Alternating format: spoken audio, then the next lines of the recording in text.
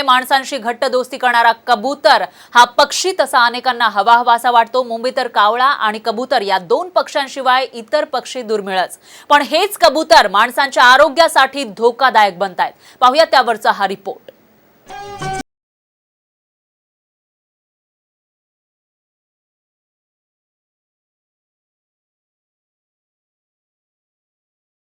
हवहवसं वाटत असलं तरी सुद्धा मुंबईतून मात्र त्याला खरोखरच जा असं म्हणण्याची वेळ आली आहे।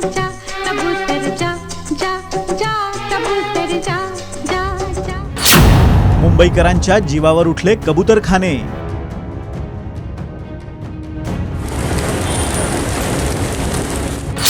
मुंबईकरांमध्ये बळावला फुफ्फुसांचा आजार।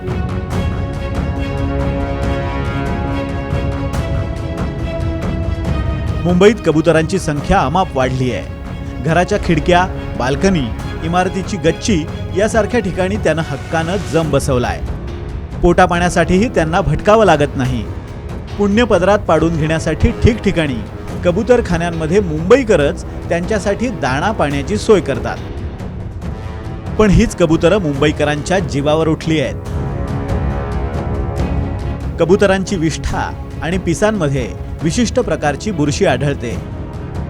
कबुतरांच्या विष्ठा आणि पिसांच्या संपर्कात आल्यानं त्याची ॲलर्जी होते।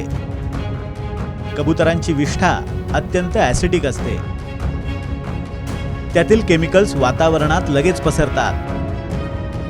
त्यामुळे हायपर सेन्सिटिव्हिटी न्यूमोनायटिस हा फुफ्फुसांचा आजार होतो। या कबुतरांच्या बीट किंवा ड्रॉपिंग्स आणि पंखांमुळे एक ॲलर्जीचा आजार सुद्धा असतो, ज्याला हायपर सेन्सिटिव्हिटी न्यूमोनायटिस असे म्हटले जाते। हा दीर्घकालीन झाल्यावर लंग्समध्ये परमनंट डॅमेज होऊन माणूस मृत्युमुखी जाऊ शकतो। हायपर सेन्सिटिव्हिटी न्यूमोनायटिस हा आजार नेमका काय आहे ते पाहूया। फुफ्फुसात श्वसनाद्वारे ऑक्सिजन घेणाऱ्या वायुकोशाबाहेरच्या आवरणाला सूज येते।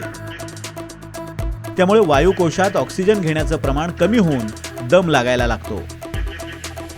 फुफ्फुसांमध्ये अल्प किंवा दीर्घ स्वरूपाची जळजळ होऊ शकते। वेळेवर उपचार न घेतल्यास फुफ्फुसं कायमची निकामी होऊ शकतात।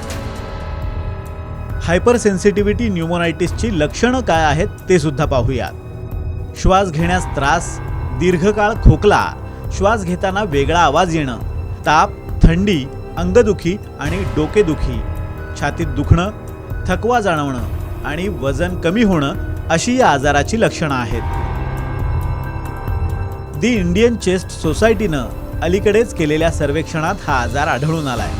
रुग्णांचा अभ्यास केला असता त्यांच्या घराच्या बाल्कनीत कबुतरांचा खूपच सुळसुळाट झाल्याचं लक्षात आलं। त्यामुळे शांततेचं प्रतीक असलेल्या कबुतरानं मुंबईकरांच्या आयुष्यात मात्र वादळ आणलंय। निवृत्ती बाबर, साम टीव्ही न्यूज, मुंबई।